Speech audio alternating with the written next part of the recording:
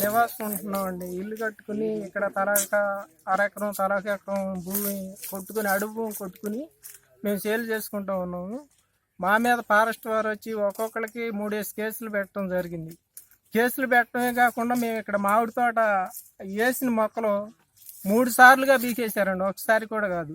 వాళ్ళని ఎదుర్కొంటా మేము చేసుకుంటా వస్తూ ఉండగా మరి ఇప్పుడు ఎన్నాళ్ళ నుంచి మేము 85 కాడి నుంచి మేము ఈ రకంగా చేసుకుంటా పడతాలు ఎగుతాను ఇన్ని రకాలుగా ఇబ్బందులు పడతా ఉంటే ఇవాళ పర్వతనేని బాలగంగాధరరావు గారని ఆయన వచ్చి మాకు ఇక్కడ పట్టా అయింది, మీరు ఈ భూమిలో నుంచి తొలగిపోవాలి, లేదంటే మీరు ఇక్కడ ఉండటానికి కూడా అవకాశం లేదని చెప్పి మమ్మల్ని బెదిరించి మా మామిడి తోట మయ్యాన్ని నుంచి తీగలాగటం జరిగిందండి.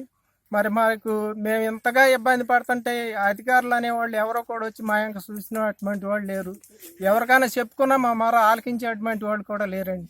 మరి అందుకని ఈ కమ్యూనిస్టు నాయకుల్ని మేము ఆశ్రయించి మరి మాకు న్యాయం చేకూర్చాలని చెప్పి మేము వారిని కోరామండి.